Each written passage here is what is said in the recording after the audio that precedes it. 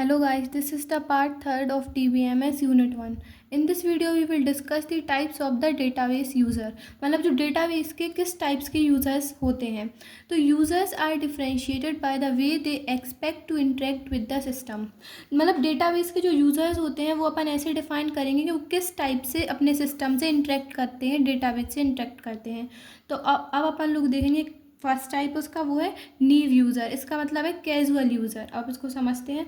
Peoples वो use the database without technical knowledge of its structure. मतलब ऐसे user जो अपने डाटाबेस को तो यूज़ करते हैं लेकिन उनको टेक्निकल नॉलेज नहीं रहती उस सॉफ्टवेयर की, उसकी इम्प्लीमेंटेशन की. अब इसके एग्जाम्पल क्या क्या होंगे अपने, जैसे कि bank customer using an ATM. मतलब ATM में डाटा स्टोर रहेगा, मतलब तो ATM भी एक क्या है, डेटाबेस टाइप स्ट्रक्चर है क्योंकि उसमें बहुत सारा डेटा स्टोर है. लेकिन इसको अपडेट वगैरह बैंक के लोग कर पाएंगे, लेकिन जो बैंक का कस्टमर है उसको कुछ भी नहीं पता. उसको सिर्फ वो डेटाबेस को यूज़ कर रहा है, डेटाबेस को एक्सेस कर रहा है, लेकिन उसको उसकी इम्प्लीमेंटेशन नहीं पता कि वो कैसे कंस्ट्रक्ट हुआ. तो बेसिकली यही है अपना न्यू यूज़र. अब इसका सेकंड एग्जांपल है student checking there result online.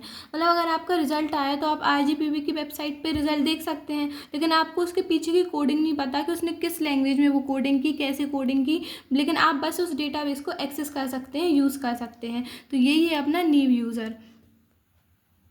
अब इसका सेकंड टाइप है एप्लीकेशन प्रोग्रामर्स. अब एप्लीकेशन प्रोग्रामर्स कौन होंगे, जिनने एप्लीकेशन क्रिएट की होंगी, उसमें प्रोग्रामिंग की होगी, तो वो क्या हो गए अपने डेवलपर्स. ठीक है.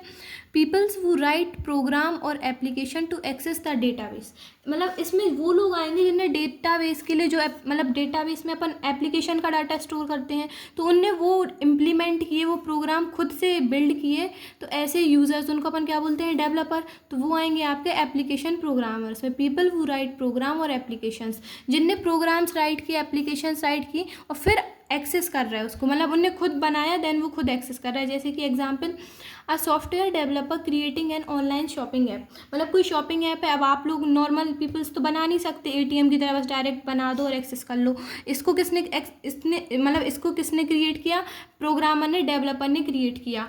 तो फिर उसको अपन नॉर्मल लोग एक्सेस तो कर सकते हैं, लेकिन बनाया किसने, डेवलपर ने ऐसे डेटाबेस को. तो a software developer creating a online shopping app. तो ये होगा इसका एग्जाम्पल. अब इसका थर्ड टाइप है सोफिस्टिकेटेड यूज़र्स. तो इसको देखेंगे अपन.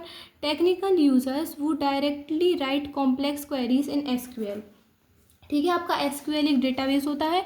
तो ऐसे टेक्निकल यूज़र्स जो डायरेक्ट क्वेरीज को राइट कर सकते हैं इन SQL में. अब SQL सब लोग राइट नहीं कर सकते. इनको कौन राइट कर सकते हैं इसमें, जैसे अपने बड़े बड़े साइंटिस्ट हो गए जिनको प्रॉपर नॉलेज है आपके डेटाबेस का, जैसे MySQL जैसी लैंग्वेजेस का, आपके DBMS वाले सिस्टम्स का, और साइंटिस्ट, डेटा एनालिटिक्स. तो वो ये आपके किसके अंडर में आएंगे, सोफिस्टिकेटेड यूज़र्स जो आपके होते हैं उसके अंडर में आएंगे. ठीक है.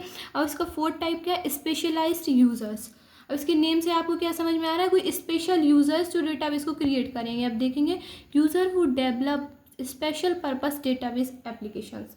ऐसे यूज़र्स, ऐसे यूज़र्स जिनने एक स्पेशल पर्पस डेटाबेस एप्लीकेशन खुद से डेवलप की हो.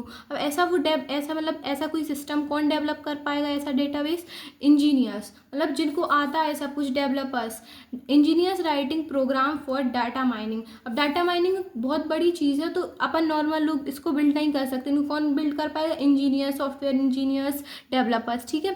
Then AI based production system. अब ये ऐसे ये बहुत बड़े बड़े डेटाबेसेस होते हैं जिनको स्पेशलाइज्ड यूज़र ही क्रिएट कर पाते हैं. तो आपके कौन कौन से 4 टाइप्स हो गए.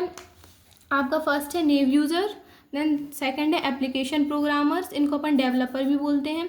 देन थर्ड है आपका सोफिस्टिकेटेड यूज़र्स. देन फोर्थ है आपका स्पेशलाइज्ड यूज़र. अगर आपके एग्जाम में आता है explain the types of database user, तो आपको बस ये 4 एग्जाम में लिखने हैं और आपको इन्हीं 4 से पूरे मार्क्स मिलेंगे. अब अपन लोग अपना नेक्स्ट वीडियो में डिस्कस करेंगे. Thank you guys.